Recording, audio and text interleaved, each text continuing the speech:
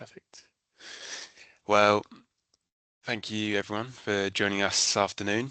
Thanks for joining our workshop, Clean Power, Clean Air. We are running this as part of the Business Sustainability Support Programme that we're delivering on behalf of Barnet Council. Today, we'll be talking about why it's important to integrate sustainable practices into your business and how you can benefit from those measures that you've implemented. We'll also be touching on some of the support available to businesses in North London to aid in the implementation of such sustainable interventions. If you'd like to skip forward, Johnny. So a little bit more information about the Sustainability Support Programme for businesses in Burnt Oak and Edgware. This is a programme funded by the Mayor's Air Quality Fund, and it's being delivered by Barnet Council in conjunction with Oppergy. The aim of the programme is to ultimately help improve air quality and help businesses lower their emissions. It's designed to help businesses to improve sustainability by offering grant funding and expert support to those businesses looking to make their operations a bit more efficient in some way. There's a focus on actions that are improving air quality, and it's hoped that an additional goal of the programme will be to help build local pride and economic resilience through environmental action. So what's available through the programme? There are free sustainability health checks. Action plans will be developed for each business that engages. There's also additional energy saving advice and signposting to other resources. There will be additional workshops, and as I mentioned, there's some grant funding available to all businesses within the eligible area. Why it might be a good idea to get involved. Ultimately, sustainable action will benefit your business in a number of ways. It can help to reduce costs. It can boost your sustainable credentials, which looks good for customers and suppliers.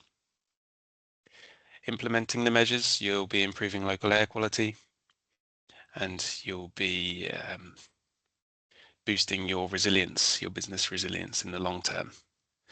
If you're retail, food, hospitality, or professional services business, or personal services business in Barnet, then you're eligible for support. So, and we'll be talking about some of the ways that you can get involved slightly later on in this workshop. If you could skip forward, Johnny. We will be running another workshop next week. So this will be on next Thursday, the 4th of December, at the same time as this. So that will be 12:30 p.m. GMT. Open to any businesses, particularly pertinent for those in Barnet in North London. And this will be talking about some of the support available for those businesses that are looking to enhance their sustainable credentials. So if you think this might be relevant to your business, then please sign up via the QR code on the screen, or you can find it on Oppergy's Eventbrite page. Perfect. So I'll be passing over to Johnny now to discuss the agenda, and then we'll sort of jump into the content. Thank you, Leo. Yeah, afternoon, everyone. Thanks for joining us. So the main sort of content for today, we'll do a little introduction to our two main topics, clean power and clean air. Nothing too deep, but a nice little bit of background information on where we are and where we're going, and those two really important areas. But this is designed for businesses, designed for small businesses, and we're going to be talking about how businesses themselves can have been and can in the future benefit from acting on sustainability. And we will include within that some examples of businesses who have acted. They've made efficiency improvements, changed out how they're heating their premises, for example, acted and benefited from doing that, and also had support from local government to help them make that change.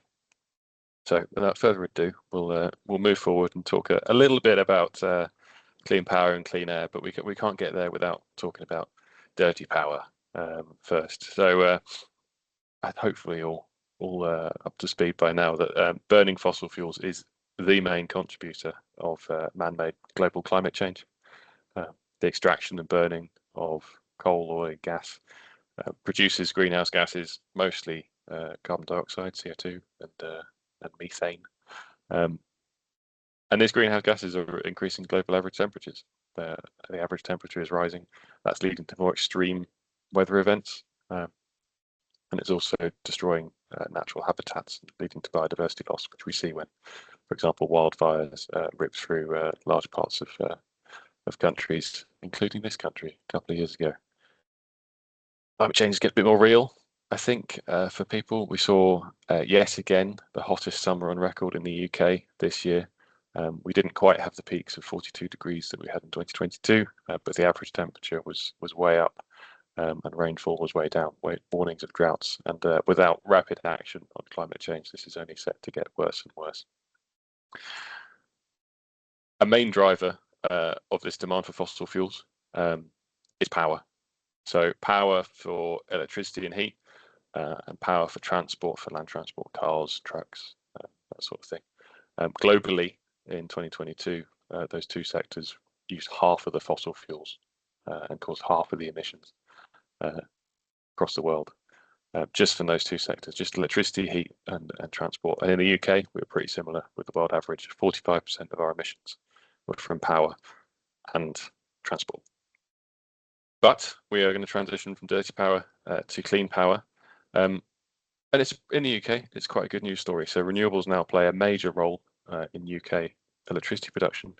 And you can see that here. So this morning at 9 o'clock, we had over 50% of our electricity was supplied by renewables, which is absolutely fantastic progress that we've made.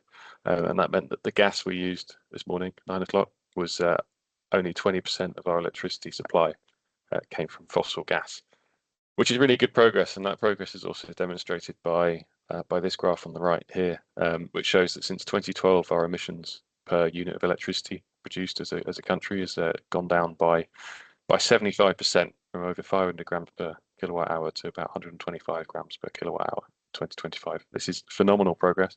There's still a way to go. The government has a target of 2030 for 95% grid decarbonisation.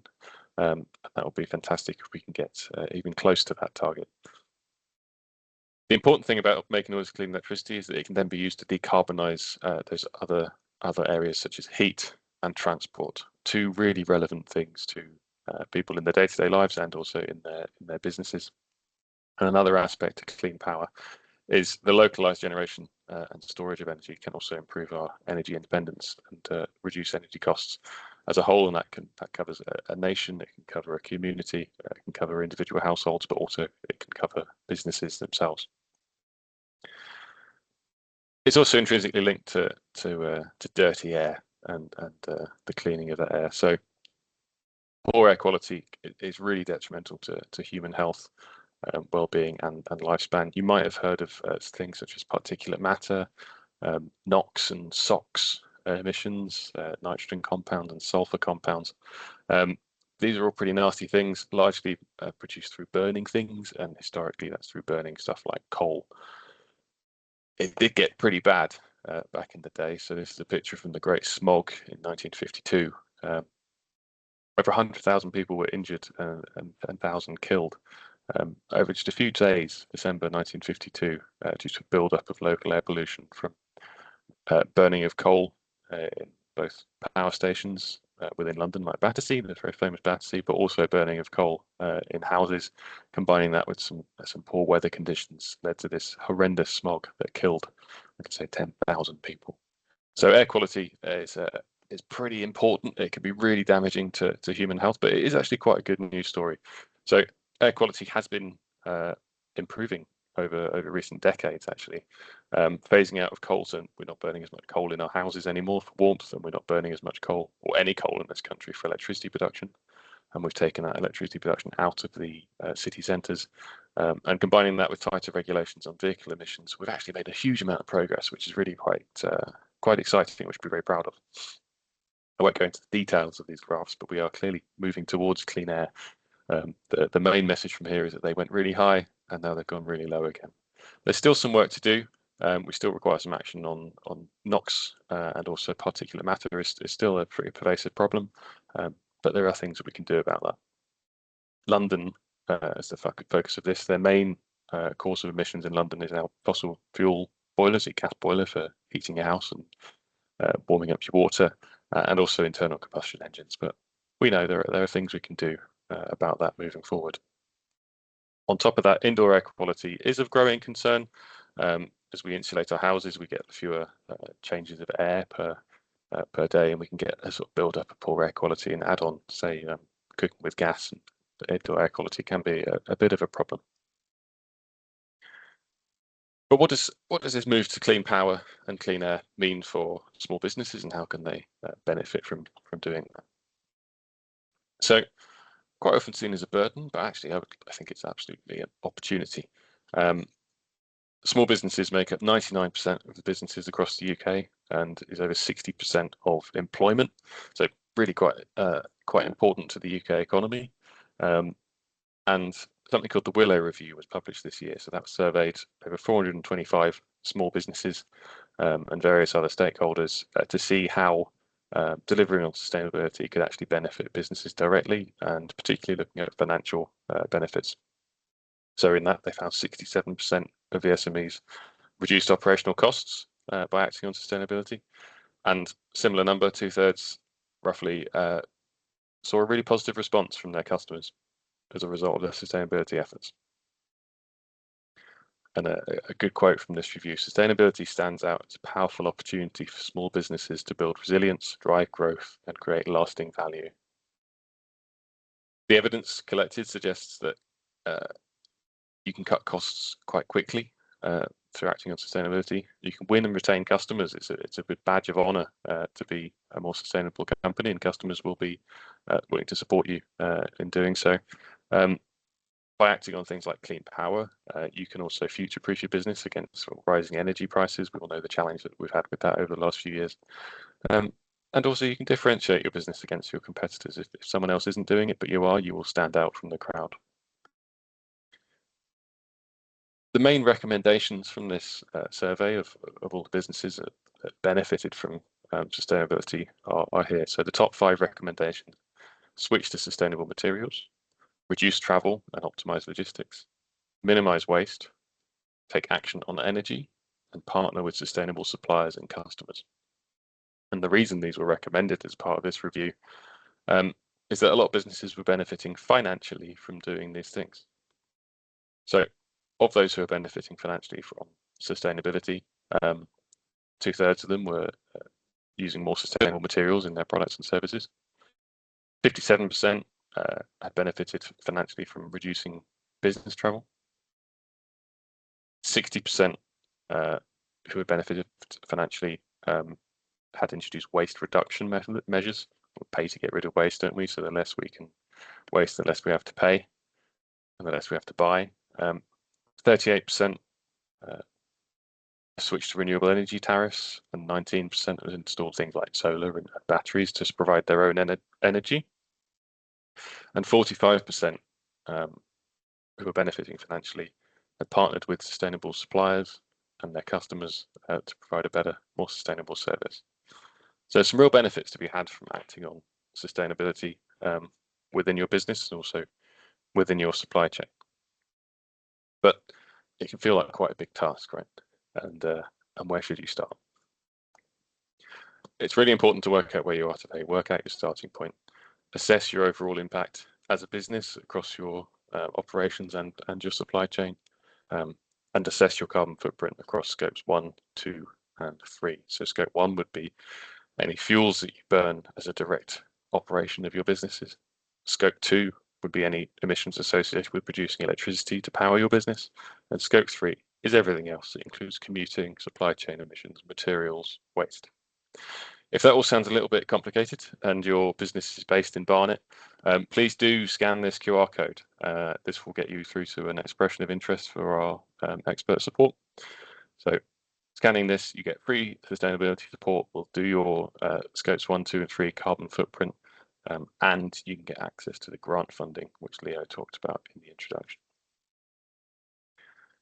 Once we know where we are, where we're starting from, we can identify the quick wins. So identify actions that are low or no cost, and these generally are actions that improve efficiency and reduce waste.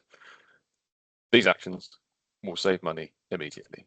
So turning lights off, you use less electricity, you save money on your electricity bill. Simple, low-cost actions like that can save money and carbon and improve air quality immediately for businesses.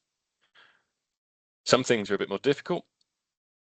Bigger projects like installing solar panels or investing in new electric vehicles or more modern equipment, these take time and money, and it's going to require a plan. So make a plan, work out the costs, and also look for support. So there is lots of support available in terms of funding. And once you have a plan, you know what you need, you can then pursue that funding, hopefully partly through the Barnet business support. And once you've had those quick wins and made a plan for your bigger projects and got some done, review your progress, see what you've done, see where you've got to, and importantly, celebrate what you've done really well. It's important to look back at what we're doing well and not just look at the problems we have ahead. Broadly speaking, I think actions on sustainability can be separated into two main sort of sectors or areas. One is reducing waste, and the second is using sustainable alternatives for those things that cannot be reduced. Okay, so reducing waste can be quite all-encompassing. So this includes insulating buildings, reducing drafts, or optimizing, or even just lowering your thermostat down a degree or two. All this helps to reduce wasted energy, wasted heat energy. More efficient appliances, more modern appliances, or LED lighting. They use less electricity and reduces wasted electricity, again, reducing waste. You can look to reduce the amount of materials used in your products and packaging, reducing the material you need to buy in the first place, and also reducing the waste you need to pay to get rid of. And you can also look to reduce vehicle use, optimize your logistics routes, or perhaps substitute for public transport or active travel, all to reduce wasting fuel. Reducing this waste will immediately reduce costs and free up more money to be able to be more profitable, also invest back into the business for larger investments. So some local examples of this, Leo will take you through now of the reducing waste aspect. Mm-hmm. Yeah, it's fairly clear there's a strong business case for investing in energy efficiency measures or other sustainable interventions that will help you reduce your emissions. But don't just take it from us. There are a large number of case studies that we can draw from that show this to be true. There was a North Finchley based business support program run by Barnet Council. There was some grant support available for businesses looking to decarbonise their operations in some way.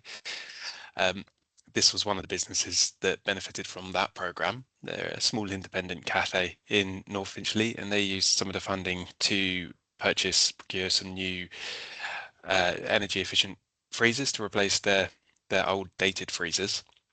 They reduced the power demand from their freezers by over half and consequently saved over £300 annually on their electricity bill. They also saved nearly half a tonne per year of carbon dioxide emissions. Additionally, there were benefits for their scope 3 indirect emissions. So there was less food waste. That means there's less food going to landfill. And it also meant that logistically, there were benefits. They didn't need as many food deliveries. So emissions associated with deliveries to the business were down, as well as directly their energy consumption. So a large number of benefits, and you can see here that they were pretty chuffed with the support that they received. There is another business in North Finchley, Tallyho News. They're small news agents. Additionally, they used some of the grant funding to also replace an old freezer. Not only that, they replaced some of the old lights in their shop, replaced them with new energy efficient LEDs. there was a fairly significant energy saving there, financial saving as well, saving nearly £1,000 a year on their energy bill, and over a tonne of carbon dioxide emissions abated per year.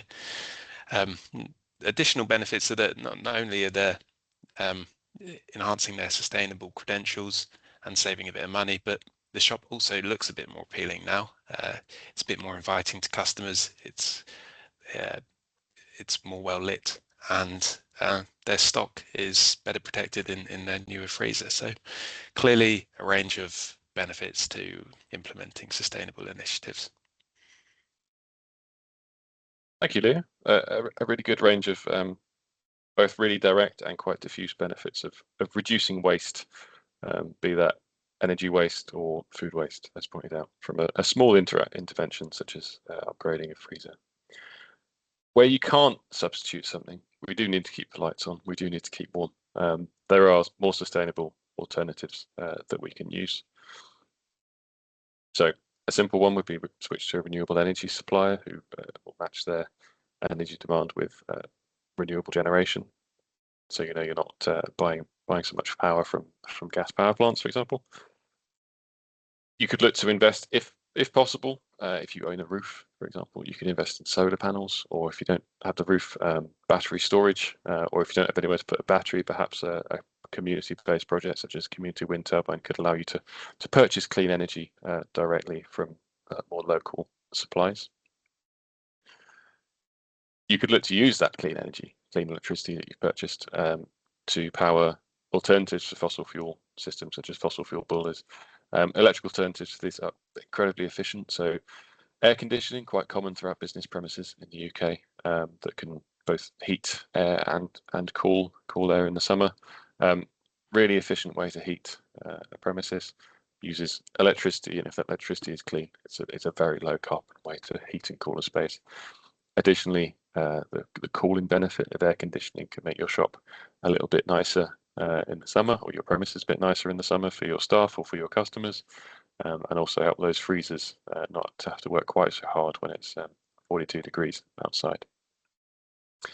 On top of that, we can use that clean electricity to power alternatives like electric vehicles. So, like I said earlier, internal combustion engines, cars, transport, a huge current emitter of carbon emissions and particulate emissions, really affecting CO2 levels and local air quality. Switching to electric vehicles eliminates that immediately, and you'll feel the benefit pretty soon as you do. And lastly, using more sustainable materials, substituting plastics for bio-based materials, for example, can help you to eliminate some of that Scope 3 emissions associated with your supply chain. And a couple of examples of using sustainable alternatives are as follows. This is another independent business based in East Sussex. I supported them during our delivery of the low carbon across the South and East grant programme. So there were some larger grants available to businesses, again, looking to decarbonise or implement energy efficiency upgrades.